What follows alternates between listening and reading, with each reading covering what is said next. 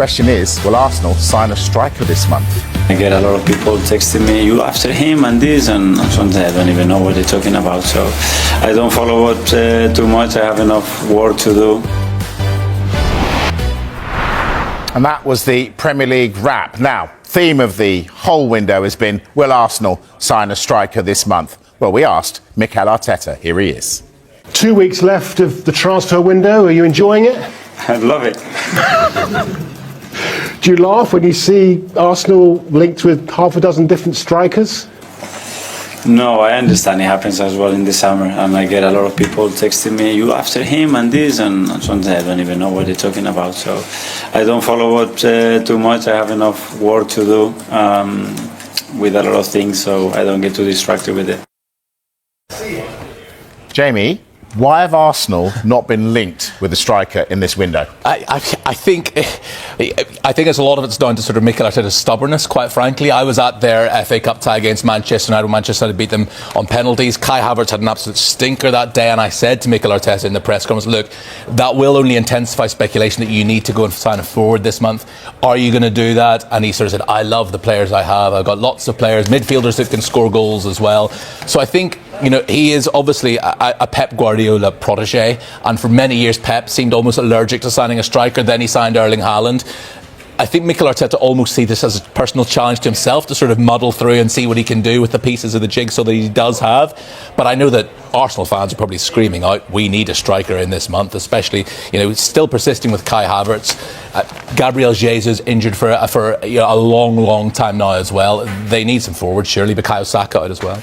Are they making a mess of this, Michael? Because it's not just this window, it's window and window and window. We've been talking about Arsenal getting a forward player. It hasn't happened, and now they need one. Yeah, I remember a deadline day where it happened with Pierre-Emerick Aubameyang, and I'm not going to completely rule it out that they won't bring someone in. Look, we got some information from a source over the last couple of hours that they're keeping an eye on Wolves forward Matheus Cunha and his situation in the transfer window. Now, a lot of these deals, loans with obligations and options to buy. However, I don't think this will apply in this instance. Why is that? Because they've already got their two domestic loans in Neto from Bournemouth and Raheem Sterling. So if it was to happen, it would have to be a permanent deal. But Wolves or send one of those back. Yeah, exactly. But Wolves fans are now watching this saying, no. We want him to stay. We need him to stay. We cannot simply get relegated. However, there's a new contract on the table. So this is an interesting one developing tonight. Seriously. Do you see Cunha fitting in at Arsenal? He's definitely got the qualities, without a doubt. But I agree. If Arsenal are going to challenge, definitely more of an out-and-out number 9, which is probably suited because they've got a lot of attacking talent that can play in behind them, and it looks like they're crying out for a number 9, someone who can get them some goals. Explain to me why Arsenal aren't getting someone in, given that there's a Premier League up for grabs at the moment. Yeah, I mean, I think you touched a point there. Maybe like Mikel likes to play with what they call like a false 9 or a floating 9, and have players rotate in that rather than having someone who's fixed in that position. As we see Man City change to Haaland, and it's worked wonders for him. So Arsenal would have to slightly change their style a little bit to adapt to that. So maybe he sees it more at the end of the season than it is for now, to have him time to bed in. But I think going forward that if Arsenal are going to challenge him, in my opinion, that they would definitely more need an orthodox number 9. Someone wants... Jamie, what did he respond with today? Yeah, David, well, today was interesting because, I mean, there has been so much noise surrounding Arsenal about this need to bring in a forward player this month. Arsenal need to sign a forward. Arsenal need a striker. Arsenal need an out-and-out number 9, given the lengthy injuries that they've got to Bukayo Saka and Gabriel Jesus as well. Up until today, I had certainly always been under the impression that Mikel Arteta was saying, look, we would obviously love to sign a striker. We would obviously really like to do that, but I don't think it's an absolute necessity. Today, however, the tone changed. It was very much a, look, we need to bring in a forward this month. The players need help. We are sort of down to the bare bones in that department. It was a very, very clear indication from Mikel Arteta, and a lot of Arsenal fans might say a very clear indication to the board that they need to get some business done. They are active. They have identified targets. There is work going on behind the scenes. As of yet, there's still nobody through the door. But this left me in no doubt at all as to what Mikel Arteta thought. Obviously, there's so much noise outside the club. Arsenal need to sign a forward. Arsenal need to sign a forward. And I know we sound like broken records when we ask you about that, but you clearly don't share that same sentiment. Do you think it is essential that you sign a forward, or would you be very happy with... Sorry, I don't share what? The same sentiment that you have to sign a forward this month? Or do you? Have I ever said no to a striker? No, but you don't feel it's a necessity, do you? How do you say that? You do feel it's a necessity?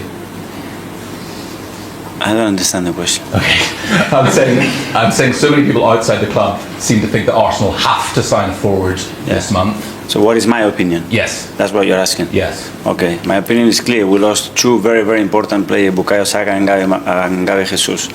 So we lack goals, we lack people, we lack options in the front line. It's clear. Yes. Yeah. So do you think it's essential that you have to bring in forward then? If we can get the right player, that's what we are actively looking at it. Yeah. Any player, no. Someone that makes us better and has an impact in the team. It's clearly that for the period that we lost them, ideally, we need some help because we were very short already and we're even shorter. But the team still copes with that. But we have to do what is right for the club. If the window were to close and you hadn't brought in a forward option? That's an option because it doesn't depend on us. Yeah. It doesn't depend just on Arsenal or Mikel or our will. It depends on the market and many other factors. And is there work going on at the moment to have you identified targets? Yeah. Yeah. Yep, straight talking from Mikel Arteta there. We know, obviously, about their injury concerns. Is there a feeling of frustration, do you think, about a lack of business?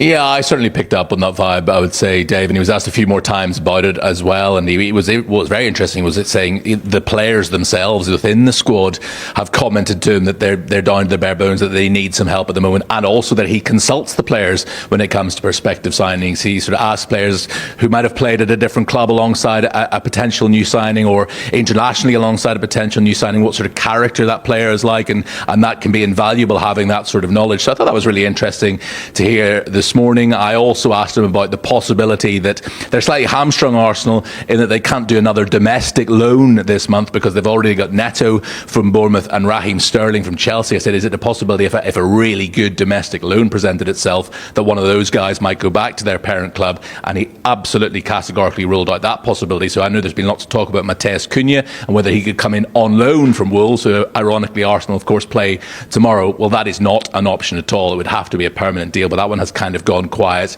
Anyway, I think there is a sense of frustration. As I said, that is the clearest indication I've ever heard yet today that Mikel Arteta absolutely thinks that it is a necessity that Arsenal bring in a forward this month. The good news is at the back they do have some players coming back as well. William Saliba and Maslow Skelly, who's been so impressive since he's come into the side, might play tomorrow, more realistically next week. Ben White also nearing a return as well, so that is good news. But up front they are light and there's work going on. OK, Jamie, thank you very much. I would agree, actually, with Jamie. It felt like the most open we've seen Mikel Arteta. Straight talking, straight to the point. Will Arsenal fans be happy to hear that today?